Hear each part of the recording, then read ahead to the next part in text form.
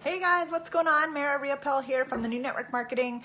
Today I want to talk about status. I think that's super important to remember when we're building a network marketing business is that anybody looking to make some sort of a change, like a big life change or an opportunity switch with work or whatever, they're always going to be concerned about status, which means, does this make me look smarter? Does this make me have more power or authority?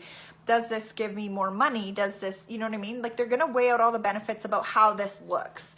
And it's not just to other people, it's also to themselves. So if they're the kind of person that's like, well, I never ever wanted to do that. I always talked about that I would never ever do that. So now they have to battle against that status of being the person who doesn't do what they say they're going to do.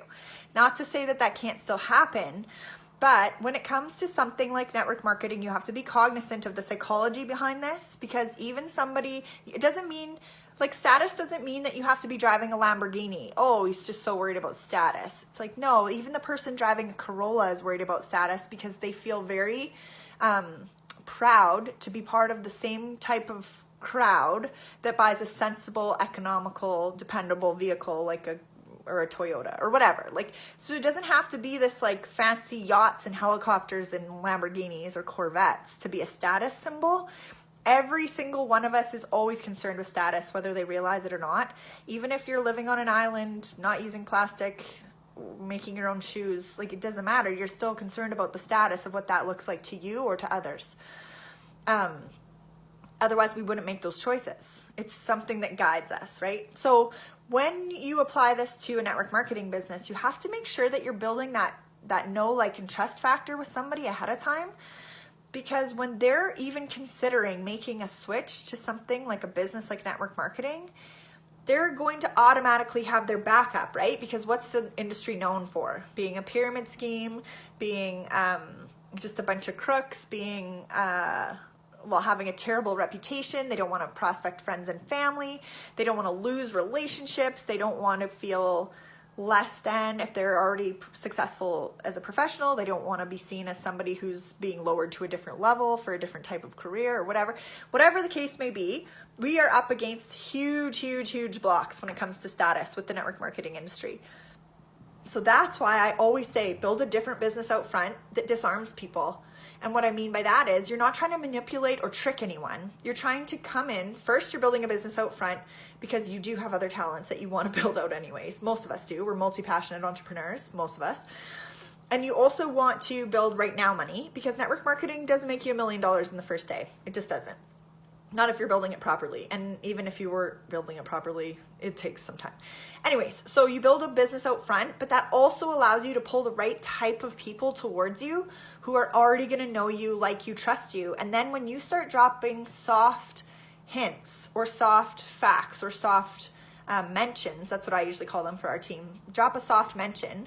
Hey, this is why I build my network marketing business this way too, is because I didn't want to fight the upstream battle every single day. Or, you know what I mean? Like, one of my girlfriends that's on my team, she's an online business coach. She's already very successful there. And one of the things that she has now launched is a passive income course. And one of the things she teaches in there is how to use a course to build out other businesses, including, and then she mentions, soft mentions in there, this is how I build my network marketing business because I didn't want to lead with it out front. And so just by mentioning that, the people that know her, like her, trust her, are already in her course. There's always going to be a certain percentage of them that are going to reach out and ask her, like, hey, I didn't know you were in network marketing, right? So that opens the conversation on a completely different level for her. But it's because they're not concerned with her trying to damage their status.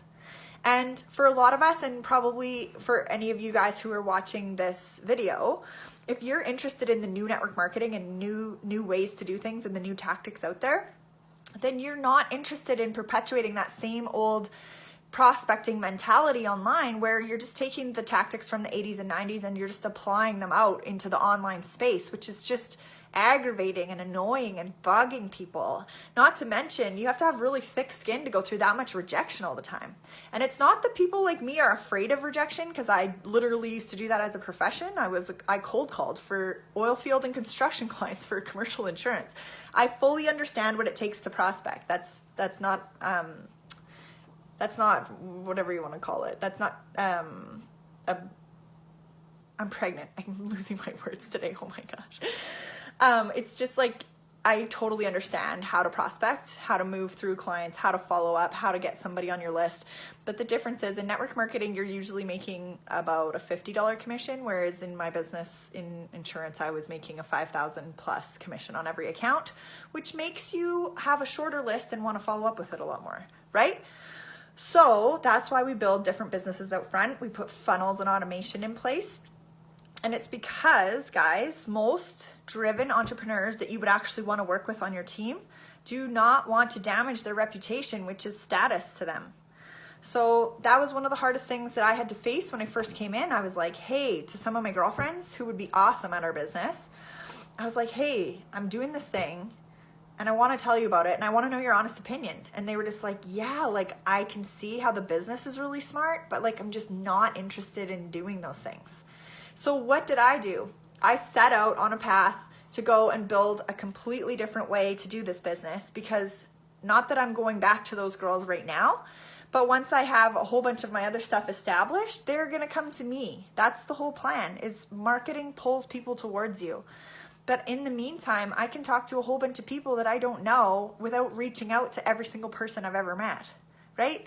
The last thing any of us want to do is go to a barbecue or a social function where we feel like we're like scanning the crowd to figure out who we can prospect. Because for me, that's a status problem. And for somebody else that I'm trying to prospect or get on our team, like that's a status problem for them too. Because how you recruit people is the same way that they're going to turn around and recruit people. So if you're doing it in a way that makes them uncomfortable, do you think they're going to want to turn around and do that to other people? No.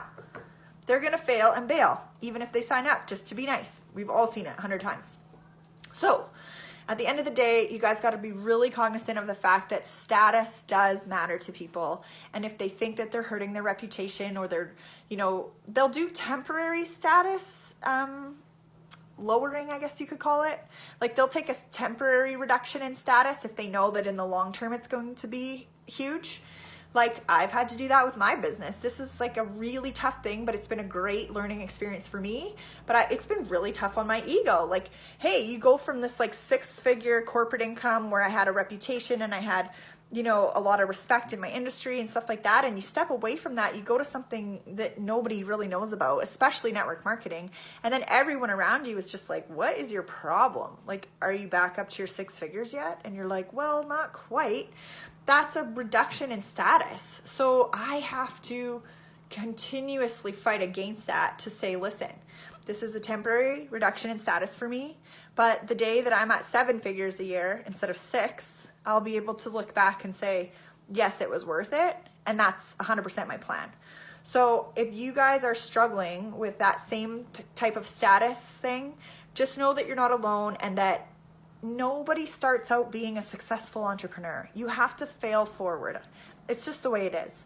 So live videos, for example, is a great example of something that, I mean, I'm getting better at them all the time just because I've done lots of them, but I'm by no means the best out there. There's tons of people that do incredible sales pitches right on live videos and you don't even know what happened.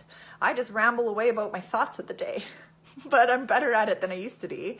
And I don't sweat and get nervous about it anymore because I've done it lots of times. But I still suck. But I don't suck as bad as I used to. And you just have to fail forward. Anyways, so that's what I wanted to say about status. You know you're in an uphill battle with network marketing. So it's okay to not lead with network marketing, even if that's the business that you're building in the back. Treat it like your exclusive country club where you soft mention it, but only let certain people in. That's why I always have people apply to join my downline, instead of just going and prospecting every Tom, Dick, and Harry. I love that saying. I don't want Tom, Dick, and Harry on my team. I want super smart, driven, professional women who want to build a network marketing business like a professional. And I want us to all put our brains together to do it. So what is it that you want for your team, right? What do you want that culture to feel like? What do you want that vibe to be? Hopefully that was helpful, guys. So just remember, try to stop the upstream battle all the way about status, because we got kind of a bad reputation out there. So if you can build network marketing business in a way that allows people to see that it can be done without being a cheesy, salesy, sleazy network marketer, then you're winning. So drop any kind of comments below about what you think about status and how it relates to network marketing, and I will talk to you soon. Cheers.